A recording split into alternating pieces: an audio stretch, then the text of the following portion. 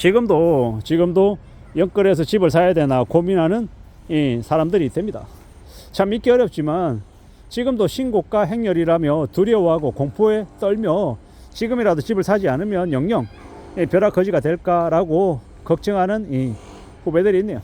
그런 걸 볼 때마다 참 답답하고 안타까운 건 뭐냐, 자기의 분수에 맞춰서 살아야 된다라는 거, 그리고 집값이 올라간다라고 하는 그런 불안감 때문에 자꾸 뒤흔들리는데, 저는 이제 감히 말씀드리건데 자기만의 확신이 있어야 된다고 생각합니다.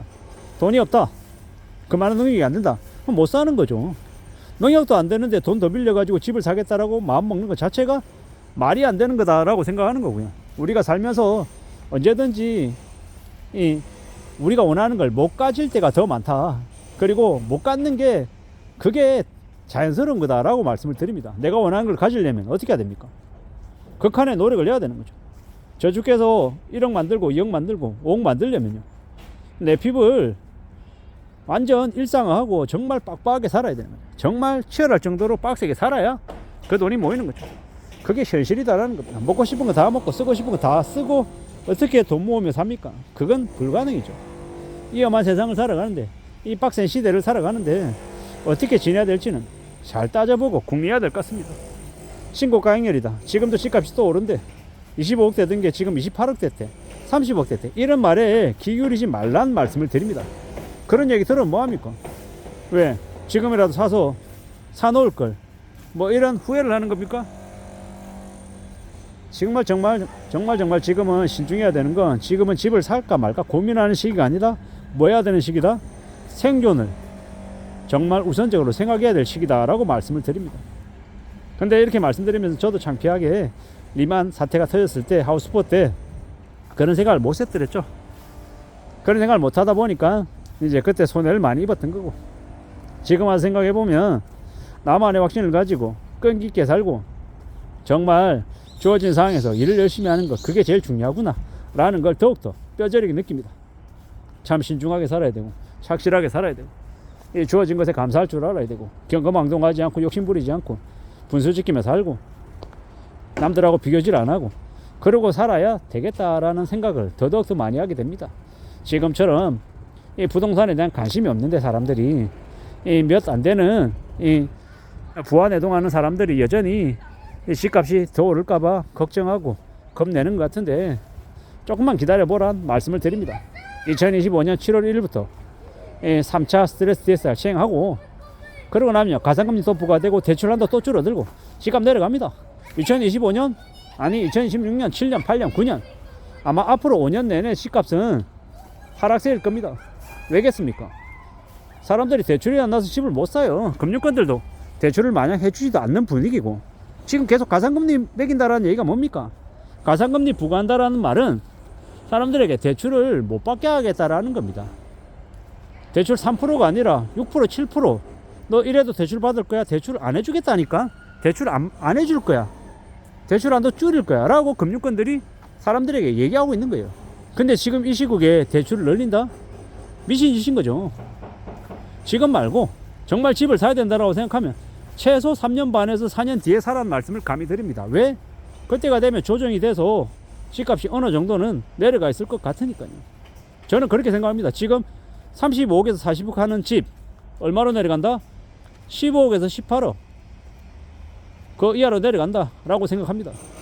그러면은 12억 13억 할 수도 있는 거고, 그리고 25억에서 30억 간다, 집값요 9억에서 11억 사이까지 내려온다라고 생각합니다. 물론 집값이 5억 하던 게 2억 5천 되고 이러지는 않을 겁니다. 5억 되는 집은 뭐 3억 후반, 3억 한 8, 9천 이 정도가 내려갈 수 있는 최대가 아닌가라고 뭐 숫자상으로는 추정해 보는 거죠. 8억 되는 집이 3억 되고 4억 되고 이럴 수는 없을 거예요. 8억 되는 집은 뭐 5억 5천, 6억, 5억 5천도 너무 낮을 수 있겠네요. 8억 되는 집은 뭐 한 6억 뭐 언저리까지 내려가지 않겠나 이렇게 추정하는 거죠. 근데 이제 잘 생각해 볼 거는, 단기간에 너무 많이 오른 이 부동산들은, 아파트들은 가격이 내려갈 수밖에 없다라고 생각합니다. 근데 예를 들어 이런 게 있을 거예요. 뭐 지역에 만약에 4억 하던 집이었어요.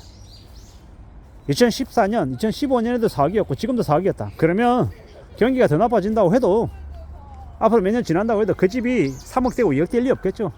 그냥 아마 4억 언저리에서 왔다 갔다 할 거예요. 끼게 해봤자 3억 8천, 뭐 3억 7천5백, 3억 9천 이 정도 가격이겠죠. 근데 10년 전에 집값이 5억이었어요. 근데 지금 20억이에요. 그러면 그 집값이 어떻게 되겠냐라는 겁니다. 그러면 제가 볼 때는 뭐 6억 7억까지도 내려갈 수 있겠다라고 생각하는 거죠. 10년 전에 5억이었는데 지금 20억인데 그게 다시 5억으로 내려간다? 이건 쉽지 않겠다라고 저도 추정을 하는 거죠. 그냥 숫자상으로 그냥 예측해 본 겁니다.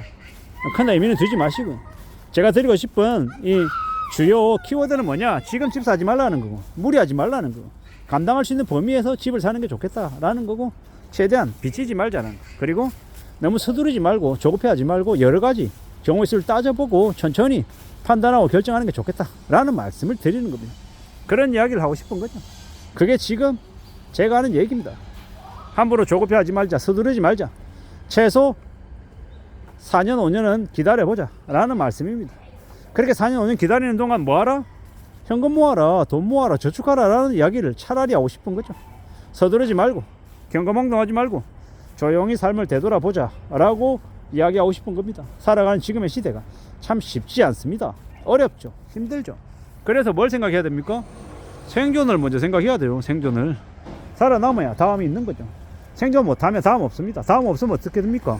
지금 죽어야 되나 살아야 되나 고민하는 지금까지 이렇게 되면요, 인생 파탄 나는 거죠.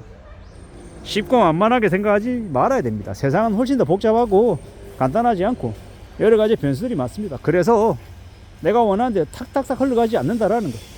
제가 아까 말씀드린 4년 5년이라고 한 것도 지금 추정한 것이고, 2025년 말이 되고 26년 되고 7년 되면 또 그때 맞춰서 상황이 또 바꿔지겠죠. 좀 더 앞당겨지든지 좀 더 밀려지든지 말입니다. 앞으로 우리가 살아가는 시대는 이제 일본 따라간다가 아니라 이미 일본처럼 지금 시작됐습니다. 잃어버린 30년 시작됐고, IMF 시즌2 시작됐고, 되게 어려운 상황에 놓여 있습니다. 그렇기 때문에 더욱더 생존을 추구해야 된다. 앞으로 백수 창궐하는 시대라고 얘기하더라고요. 백수가 창궐하고 아파트에서 건물에서 뛰어내리는 사람도 되게 많다고 얘기합니다. 되게 무서운 일이죠. 일본의 주가의 습이 생각나기도 하고요.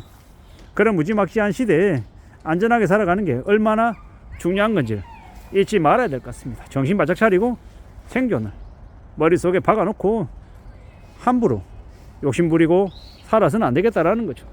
정신을 바짝 차려야 되고 좀 더 심사숙고해야 되고 신중해야 될 것 같습니다. 그렇게 살아야, 그렇게 지내야 삶이 지켜지겠다라는 겁니다.